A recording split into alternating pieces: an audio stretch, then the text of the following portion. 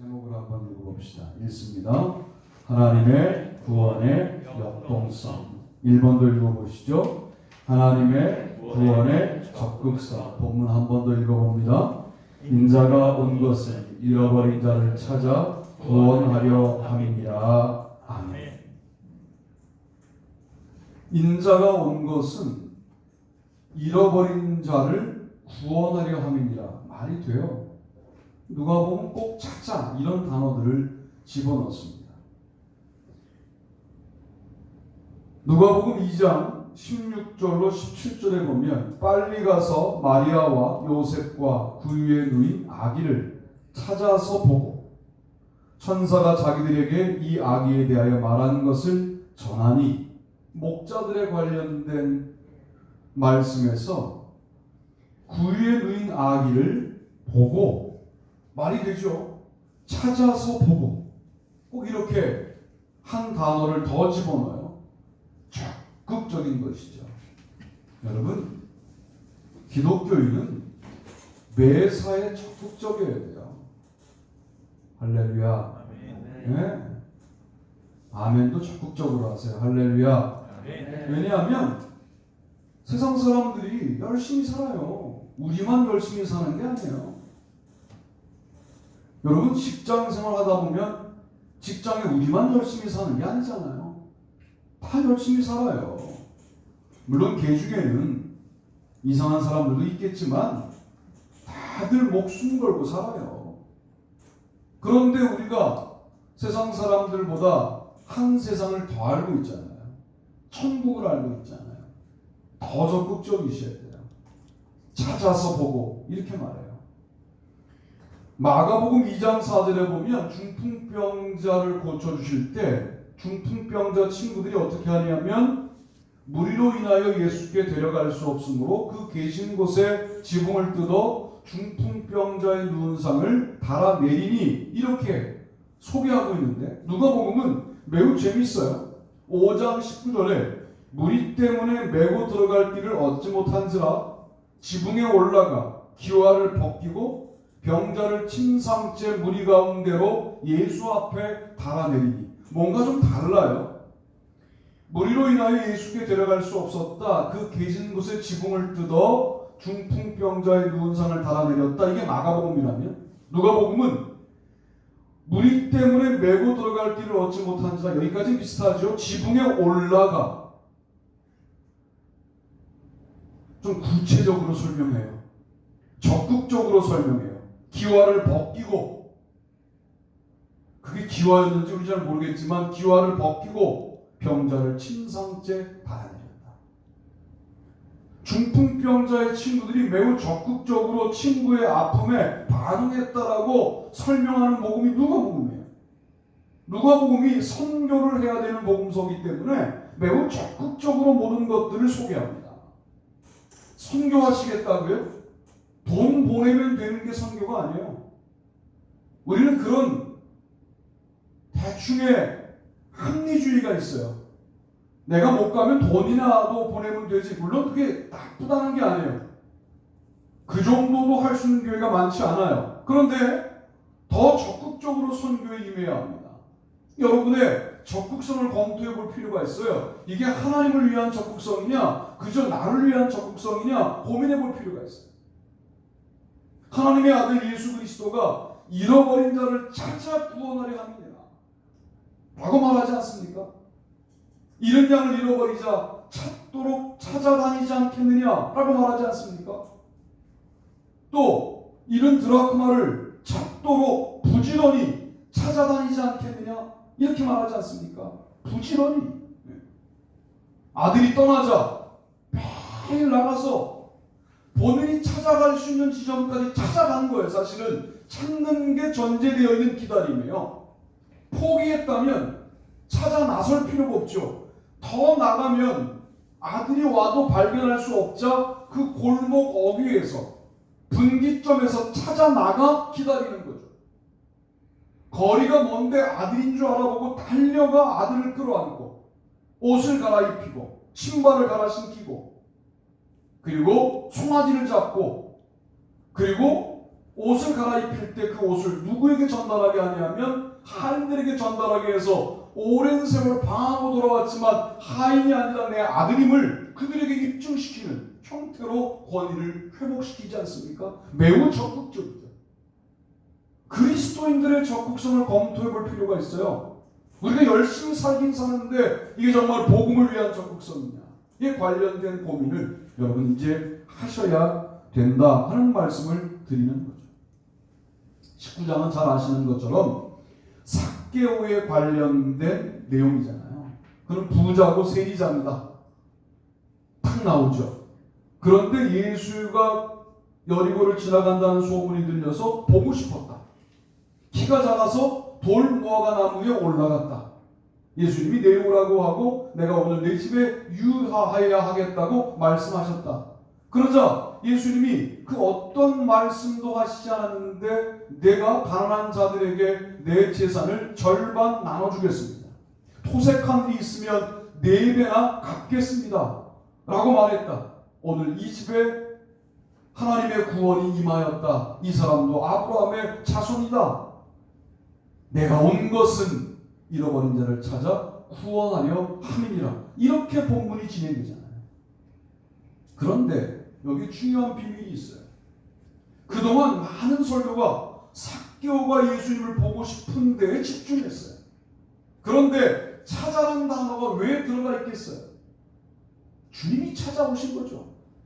삭개오를 주님이 찾아오신 거예요. 여러분이 오늘 여러분의 믿음으로 예배당에 나왔다고요? 아니, 주님이 여러분을 먼저 찾아오신 거예요. 여러분의 능력으로 지금 믿고 있다고요? 아니요. 믿도록 주님이 초청하시는 거죠. 주님의 찾아오심을 인정하지 않으면 기독교 신앙은 이해할 수가 없어요. 잘 보세요. 예수께서 여리고로 들어가 지나가시더라. 19장 1절 이렇게 시작돼요. 놀랍지 않습니까?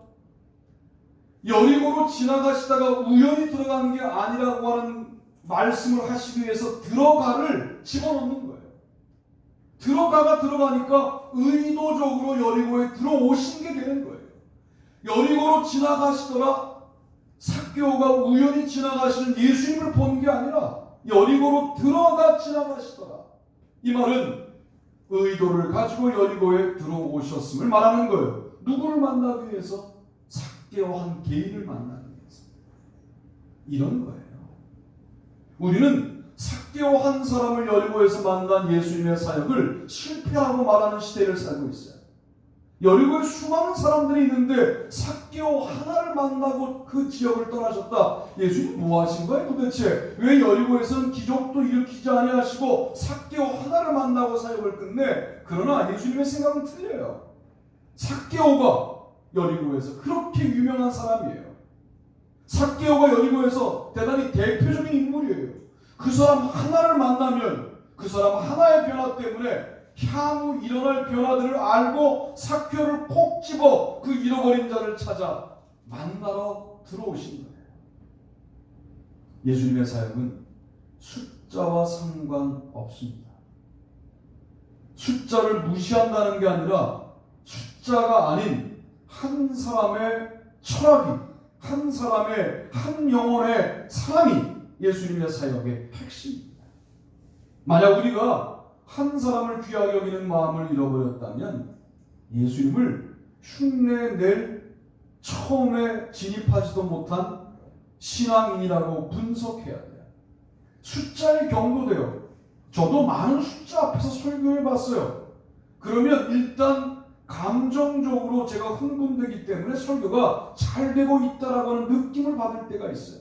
그러나 그것은 설교가 아니에요. 나의 감정의 표출일 뿐이지. 몇 명 안 되는 그런 사람들 앞에서 설교할 때 더 많이 준비해야 합니다. 영적인 준비를 더 많이 하고 이 앞에 서야 합니다. 그렇지 않으면 나의 감정에 휘둘리게 돼요.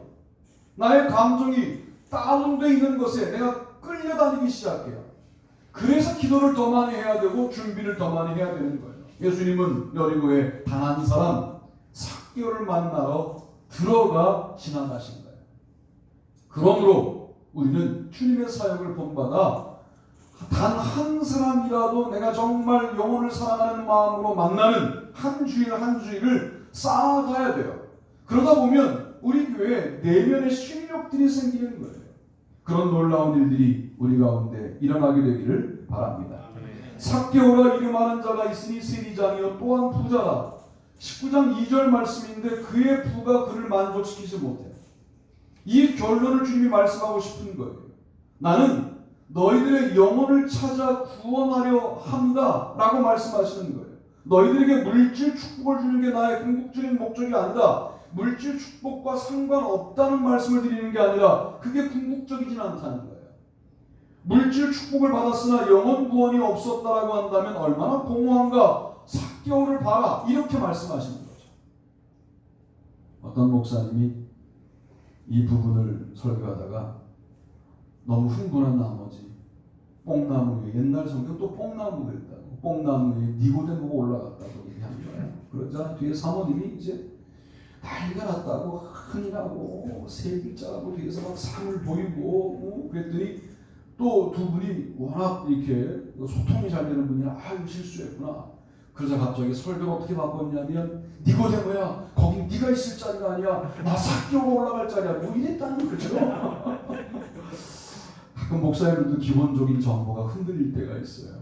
그때 여러분들은 잘 이해하고 내가 니고데모라고 말해도 찰떡같이 삭개오라 알아듣고 그러셔야 되는데 교인들이 실망하죠. 아니 저런 정보를 틀리다니. 목사도 그럴 때가 있어요. 여러분 부자가 되었다고 하더라도 주님을 만나지 못하면 해결되지 않는 문제가 분명히 있다는 거 기억하시고 부의 문제가 우리를 결정하는 결정적인 요인은 아니다. 부수적인 요인이다 라고 마음 먹으시고 승리하시기를 주님의 이름으로 축복합니다. 예수께서 그곳에 이르러 쳐다보시고 이르시되 삭개오야 속히 내려오라. 내가 오늘 내 집에 유하여야 하겠다 하시니 19장 5절. 이 부분이 삭개오를 만나러 왔다라고 하는 결정적인 증거 본문이 되는 게 두 분이 전혀 만난 적이 없고 대화한 적이 없는데 그 이름을 알아요. 여러분 19장을 잘 보시면 5절까지 삭개오가 예수님을 만난 적도 없고 예수님이 삭개오를 만난 적도 없어요. 서로 정보를 공유할 수 있는 시간적인 여유도 없었어요. 뽕나무에 올라가 있는 삭개오를 예수님이 알아보시고 그 이름을 불러요. 삭개오야 내려오라는 거예요.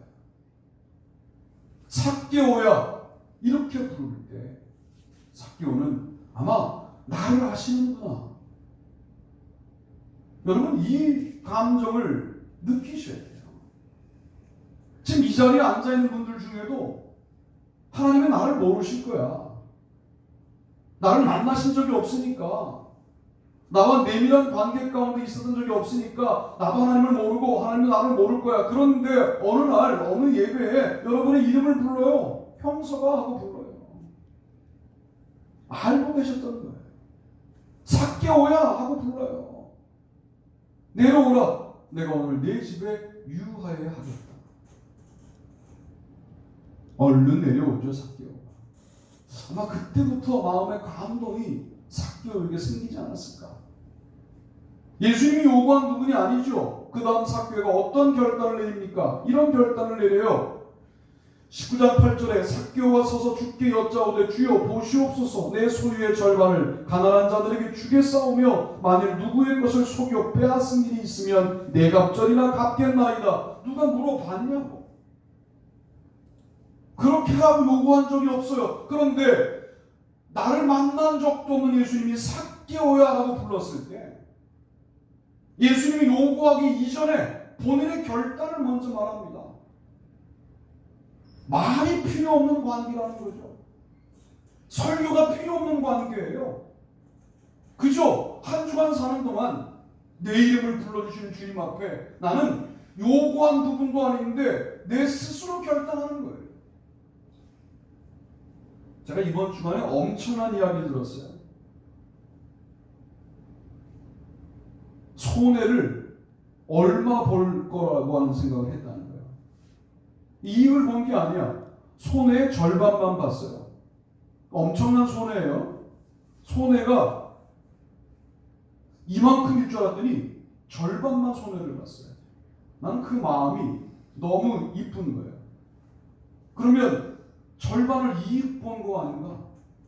그러면 절반 이익에 관련하여 내가 11조를 바쳐야 되나? 여러분 손해봤는데 무슨 11조를 바쳐? 내가 바치지 말라고 그랬어요.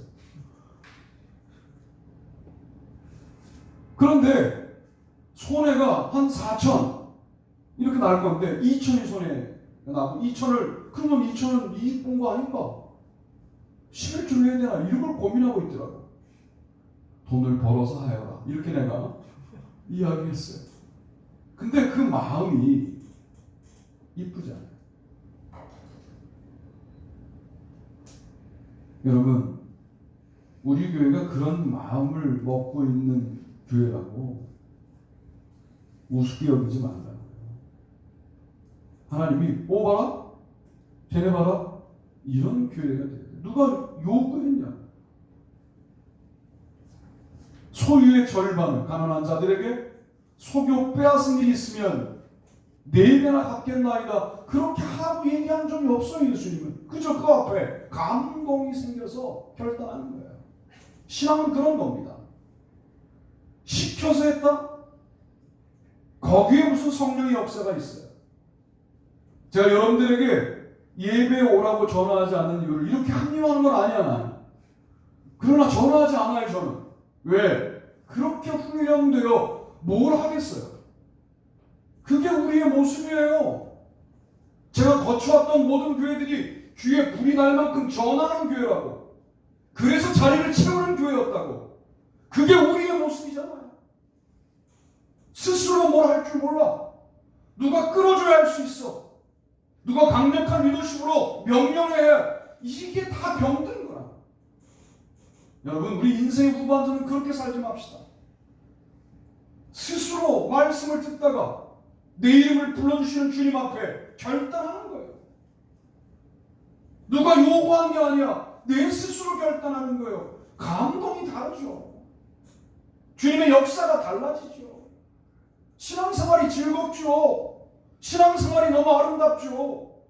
그런 일들을 감당해 나갈 때 그 일이 하나님의 일이 되는 것 아니겠습니까? 찾아. 우리가 찾아 구원해야 될 삭개오가 어디 있는가를 늘 염두하고 살아가야 돼요. 우연히 삭개오가 내 앞에 나타날 때 놓치지 말아야 돼요. 오늘 나로 하여금 이쪽 스케줄이 망가지고 저쪽으로 가서 이 사람을 만나게 한 이유가 이 사람이 이른 자여서 만나게 하셨구나. 이런 감을 좀 갖고 살아야 돼요. 내가 이 사람을 안 만나고 이 사람을 만나 이익을 봤다. 여기서 멈추면 안 돼요. 이 사람을 왜 만나게 했을까? 잃어버린 삭개오구나 라고 잃어버린 자를 찾아 구원하는 일에 우리가 동참하기 시작할 때 하나님의 구원의 적극성에 우리가 동참하는 신앙이 되는 건 아닙니다. 그런 놀라운 역사가 있기를 바랍니다. 두 번째 보시죠. 두 번째 읽습니다. 시작. 하나님의 구원의 포괄사. 본문도 모든 육체가 하나님의 구원하심을 보리라 함과 같으니라. 아멘. 3장 6절 말씀입니다. 이것도 모든 육체가 하나님의 구원을 보리라 함과 같으니라. 말이 됩니다. 근데 뭘 집어넣어요? 하심을 집어넣어요. 구원하심이라는 단어를 써요. 소테르가 아니라 소테리온을 쓴다. 주님은 구원을 명사로 제시하는 법이 거의 없어요. 누가복음에. 뭐로 제시하느냐? 동사 형태나 분사 형태로 제시하죠. 모든 육체가 하나님의 구원하심을 보리라. 놀라운 일이죠. 디베르 황제가 통치한 지 15해 곧 본디오 빌라도가 유대의 총독으로 헤롯이 갈릴리의 분봉왕으로 그 동생 빌립이 이두레와 드라고니 지방의 분봉왕으로 루사니아가 아빌레네의 분봉왕으로 안나스와 가야바가 대제사장으로 있을 때에 하나님의 말씀이 빈들에서 사가랴의 아들 요한에게 임한지라. 3장 1절로 2절. 모든 육체를 구원하심이라고 하는 하나님의 포괄적인 구원의 역사를 어떻게 시작하시느냐? 역사가 격변할 때 그 역사의 격변은 중요하지 않다. 역사의 격변보다 중요한 건 뭐냐면 내 종 세례 요한에게 내 말씀이 임하도록 일하신다는 거예요. 여러분, 말씀의 깨달음을 어떻게 이해하세요? 오늘 말씀을 듣는데 이상하게 심장이 벌렁거렸어. 개인적으로 은혜 받으시죠? 아니요. 말씀의 은혜가 되면 이것을 전해줘야 될 어떤 대상이 있다는 거예요. 이 말씀을 가지고 구원하심으로 모든 육체에 포함되는 어떤 대상에게 구원하심의 역사를, 구원을 동사 형태로 전달해야 될 대상이 있기 때문에 나에게 말씀이 임한 거예요. 정치적으로 격변기죠. 종교적으로 격변기죠. 지금 사회적으로 격변기를 살고 있죠. 이때 주님의 말씀이 멈추지 않고 우리에게 임해요. 주님의 말씀이 중단되지 않고 나에게 은혜로 다가와요. 이것을 개인적으로 가두어두지 말고 모든 육체에게로 확장시킬 수 있는 신앙이 되시기를 주님의 이름으로 부탁드립니다. 요한이 요단강 부근 각처에 와서 죄사함을 받게 하는 회개의 세례를 전파하니 3장 3절. 이제 말씀이 임한 그 사람은 본인에게 임한 은혜를 가지고 움직이기 시작합니다. 회개의 세례를 전파하고 세례를 베푸는 일기를 시작합니다. 이게 주의 길을 평탄케 하고 주의 첩경을 고르게 하는 일이라는 사실을 그는 믿고 세례 베푸는 사역을 감당합니다. 말씀의 감동을 사장시키지 않고 소멸시키지 않고 행동으로 옮기는 세례 요한을 통하여 우리가 배울 부분이 있다는 거예요. 하나님의 구원의 포괄성은 하나님이 하시겠지가 아니라 하나님의 구원하심의 영역에 내가 동참하는 감격을 누리게 될 때 포괄적으로 모든 사람들을 구원하는 역사가 일어나게 되는 거다 하는 말씀을 드리는 거예요. 모든 골짜기가 메워지고 모든 산과 작은 산이 낮아지고 굽은 것이 곧아지고 험한 길이 평탄하여질 것이요. 3장 5절. 여러분, 이런 걸 원해요. 높은 산이 그냥 곤두박질 치고 낮은 골짜기에 내가 올라가. 그러면 똑같잖아요. 이게 이제 내가 산이 됐고 이쪽 사람이 골짜기가 돼서 하나님은 또 일하셔야 돼요. 골짜기를 올려야 되고 나를 내려야 되고. 이게 아니라 높은 산이 낮아지고 중간 높이로 낮아지고 골짜기가 도도해져 사실은 일반적인 평지보다 높은 평지를 만드는 거예요. 이것을 뭐라고 말하느냐? 상향적 평등이라는 용어를 저는 써요. 이 상향적 평등을 이룬 이 세계가 누구를 이끌어가는 거냐면 사회주의적 평등밖에 모르는 그 사람들을 구원하는 거예요. 이 구원이 하나님의 구원의 역사인 것이죠. 우리가 먼저 이 구원의 역사에 동참해야 돼요. 내가 나만 풍성하면 되지라고 하는데 매몰되어 있으면 내가 벌어 내가 풍성한데 누가 뭐라고 할 거야 라고 말한다면 우리는 아직도 멀었어요. 그런데 나의 풍성이 아니라 주님이 주신 것이라고 하는 확신이 있다면 이 풍성을 가지고 내가 메꿀 골짜기가 누구인가를 보고 메꿔 나가는 거예요. 그 골짜기도 나와 같이 충만감을 느끼기 시작할 때 우리 속에서 뭐가 경험되냐면 세상에 없는 세상이 경험되는 거죠. 이게 하나님의 나라 경험이에요. 이게 교회 안에서 경험해야 될 하나님의 나라의 충만함이에요. 이걸 경험한 사람들은 그 감동과 감격을 가지고 아직도 필전한 삶을 사는 그냥 골짜기의 삶에서 더 이상 구원을 꿈꾸지 않는 모든 육체들을 찾아 들어가 구원하심에 동참하는 역사가 일어나게 된다는 거죠. 이것이 우리가 해야 될 일들인 거예요. 그런데 누가복음 3장 부분을 지속적으로 살펴보면 거기에 지속되는 말씀들이 아주 일상적인 말씀들이 나오죠. 옷 2벌 입니 너? 옷 없는 자에게 나누어줘. 우리는 대단한 부를 갖춰야 높은 산인 줄 알았어. 너 먹을 것이 있니? 먹을 것이 없는 자에게 나누어 주라는 거야. 그러면 나 혼자 먹기에도 부족한 것이었는데 이거를 없는 자에게 반쯤 나눠주고 같이 먹을 때 뭐가 경험되느냐? 그 가운데에서 자본주의가 줄 수 없는 현재 세상의 경쟁과 시기와 무한 경쟁하는 이 사회에서 절대로 경험할 수 없는 하나님의 나라가 경험된다는 거예요. 옷 두 벌 있는 내가 헐벗은 자에게 옷을 나눠주며 함께 웃을 수 있을 때 거기서 뭐가 경험되느냐? 하나님의 나라가 경험된다. 이게 하나님의 구원하심에 동참하는 일이라는 거죠. 너 세리냐? 정한생 외에는 부하지 마라. 너 군인이냐? 폭력을 행사하지 마라. 그저 내가 처한 자리에서 내가 할 수 있는 역할을 최선을 다하여 감당하는 것이 하나님의 나라의 모형이 될 수 있다는 거예요. 뭘 대단한 세상을 바꾸고 무슨 세상을 뒤집어 엎는 그런 꿈을 꾸는 게 아니라 소박하지만 내가 할 수 있는 최선을 다하는 거예요. 목사는 설교 준비에 최선을 다하는 거예요. 다른 일에 신경 쓰지 않는 거예요. 신경 쓸 여유도 없어요. 일주일에 10편씩 설교를 준비해봐요. 어느 모임에 갔다 오면 마음이 불안해져요. 왜? 내일 새벽 준비가 안 돼 있으니까. 그렇게 사는 거예요. 그런데 그게 우스운 일이 아니라 하나님의 나라를 이루어가는 일이다 라고 말씀하시는 거죠. 학생, 이리 핑계 저리 핑계대고 공부하지 않을 이유들을 만들어요. 이거 어디서 써먹냐고. 써먹을 때 별로 없어요. 사인, 코사인 무슨 이런 거 써먹을 거 별로 없는 수학을 그렇게 우리는 어렵게 배워요. 그래서 다니엘 수학학원이 있어요. 그런데 지금 당면한 그 일을 감당하지 못하는 당신이 나중에 어른이 되어 어떤 일이든 성실하게 할 것 같아요? 착각들 하지 마요. 학생의 일은 공부해요.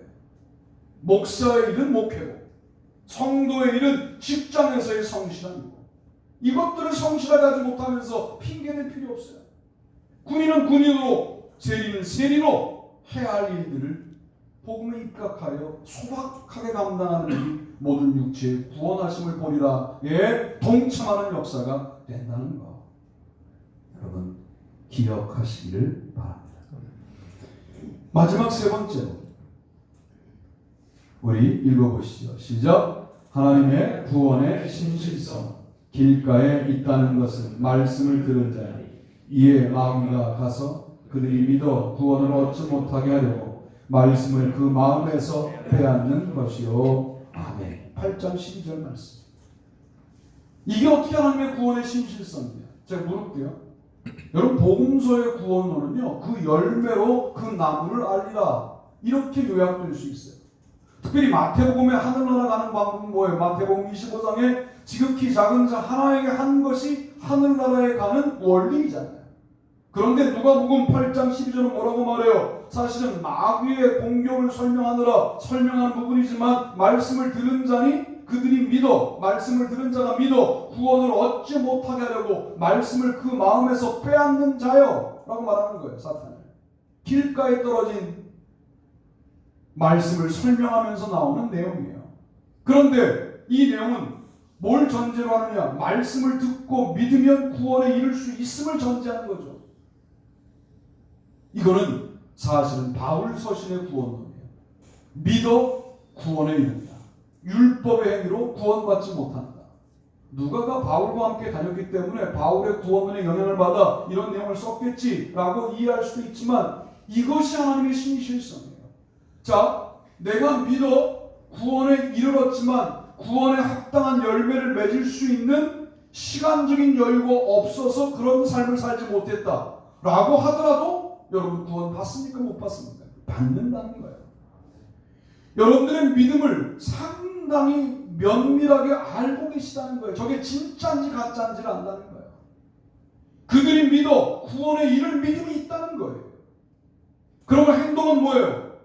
사실은 복음서 행동은 믿음의 향기인 거죠. 믿음의 열매인 거죠.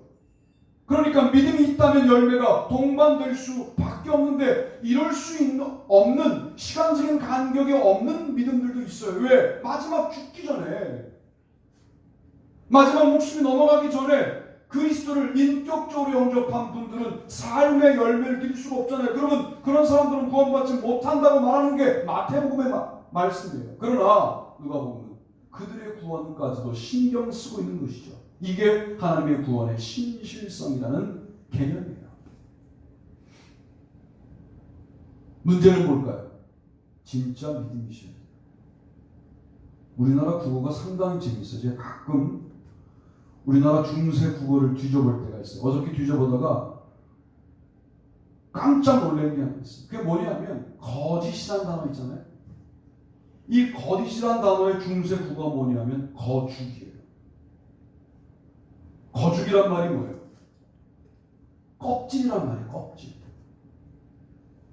거짓의 어근이 거죽이에요. 내용이 없는 껍질. 이건 거짓이라는 거예요. 여러분의 신앙에 내용이 있어야 돼요. 하루를 믿어도, 한 시간을 믿어도 난 이 믿음을 그 어떤 조건과도 바꾸지 않겠다라고 하는 본질적인 신앙이 되어야 돼요. 거죽만 있는, 껍질만 있는 신앙이 되면 그것을 거짓 신앙이라고 말할 수 있다. 이게 한국의 중세 국어입니다.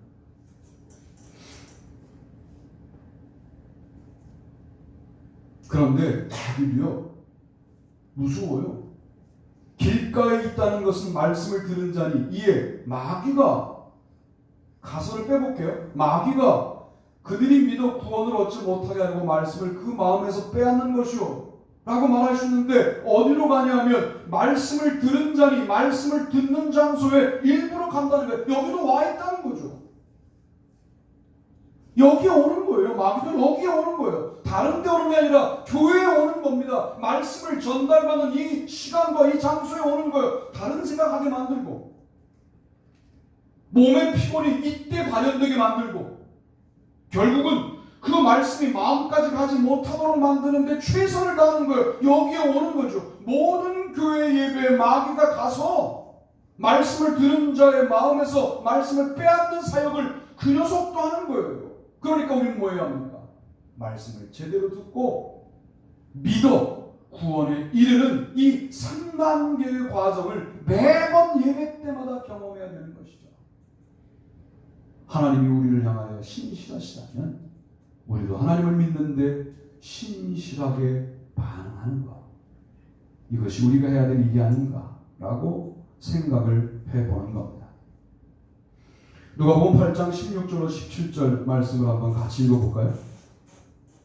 읽습니다. 누구든지 등불을 켜서 그릇으로 덮거나 평상 아래 두지 아니하고 등경 위에 두나니 이는 들어가는 자들로 그 빛을 보게 하려 합니다.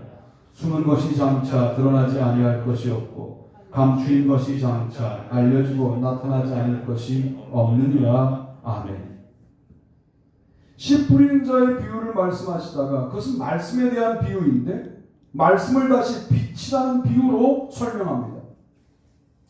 등불이 펴졌으면 그것을 그릇으로 덮거나 평상 아래 두지 않아야 합니다. 자, 말씀이 빛이라고 한다면 이것을 그릇으로 덮거나 평상 아래 두도록 만드는 건 누가 하는 사역이냐면 사탄이 하는 사역이에요. 말씀에 대하여 그 영향력 앞에 우리가 정직하게 반응하지 못하도록 만드는 일들을 평상 아래 두거나 그릇으로 덮어버리거나 하는 사역을 사탄이 합니다. 그러나 우리가 해야 될 일은 뭐냐면 등경 위에 높이 걸어놓는 거예요. 그 말씀에. 어려워요. 왜? 그 말씀 앞에 나를 비추어 볼 때 나의 추한 모습이 그대로 보이죠. 그것을 직면하는 거예요. 요즘 거울을 보면 왜 이렇게 얼굴에 뭐가 많이 생기는지, 주름살만 말하는 게 아니에요. 별의별 게 다 생겨 있어요. 특히 아침에 보면 이게 사람의 모습이 아니에요. 그리고 제 나이가 보여요. 그러고 나면 운동해야지 뭐 이런 마음이 생겨요. 그 마음이 생겼다고 바로 운동하느냐? 여러분 다 아시죠? 마음만 먹는다는 거. 어제는 아내가 아침에 일찍 와서 주일 설교하기 전에 그 공원 좀 돌고 가면 컨디션이 좋을 텐데 그 마음이 이렇게 남아서 오늘은 몇 바퀴 돌고 왔어요. 이거 한 번이 쉽지 않아요. 엘리베이터를 타지 말고 걸어서 올라가면 된다는 걸 누가 몰라요? 우린 다 알고 있어요. 그러나 엘리베이터 앞에 서면 뭐가 쉬워요? 누르는 것이 쉽죠. 문을 열고 나가는 게 훨씬 어려워요. 우리 집은 29층이나 지하 1층에서 걸어 올라가면 1층에서 1층까지는 2층이니까 31층을 걷는 거예요. 27층쯤에 호흡곤란 증세가 와요. 그러나 그렇게 올라가서 샤워를 하면 상당히 좋죠. 믿음 생활도 마찬가지죠. 말씀을 들을 때는 그래 오늘부터 계단을 걷지. 그러나 월요일이 되면 익숙하게 엘리베이터를 누르고 있는 우리의 모습을 발견할 수밖에 없는 게 우리의 영적인 삶의 모습이기도 한 거 아니냐 말이에요. 그러나 아프고 힘들지만 말씀을 등경 위에 걸어놓고 나면 놀라운 건 뭐냐면 나도 길을 찾을 때 그 등경 때문에 길을 찾아 나갈 수 있게 되고 모든 사람들도 그 등경 위의 불빛을 보고 자기의 길을 발견하게 되는 아름다운 역사를 경험하게 되는 거예요. 이게 뭐예요? 들어가는 자들로 그 빛을 보게 하려 합니다. 감춘 것이 드러난다. 말씀 앞에 서게 되면 감춘 게 다 드러나요. 너무 냄새나고 더러운 나의 모습을 보게 돼요. 그러나 그 언제까지 안 보시겠어요? 볼 수밖에 없죠. 그리고 이제는 직면하고 내가 죄인이라는 사실을 직면하고 무언가 새롭게 주님 앞에 결단해야 되겠다 하는 마음을 그 빛 아래에서 결단하는 거예요. 바로 이것이 주님의 구원의 신실성에 대하여 우리가 반응하는 일들이 아니겠느냐 하는 말씀을 드립니다. 오늘 저는 그럴 줄 알았어요. 제가 지난주에 말씀드렸잖아요. 이번 주 설교가 완성되었다고. 많이 못 오실 거라고 제가 예언했잖아요. 참 놀랍죠? 왜? 그러나 여러분 오늘 말씀을 꼭 기억하십시오. 새 구절이에요. 별 구절들도 아니야. 19장 10절 잃어버린 자를 찾아 구원하려 함이니라. 찾아 적극성. 3장 6절 모든 육체가 하나님의 구원하심을 보리라. 하심을 보리라. 포괄성. 그들이 믿어 말씀을 듣고 그들이 믿어 구원에 이르지 못하게 하려. 요 말씀 8장 12절을 기억하시면 하나님은 우리가 제대로 믿기만 하면 구원하시는 분이시다라고 하는 하나님의 신실성이 보이고 등불은 등경 위에 거는 것이다. 그래야 들어가는 자가 보게 된다. 감춘 것이 드러나게 된다. 아프고 힘들지만 말씀을 늘 받들어 올리는 거죠.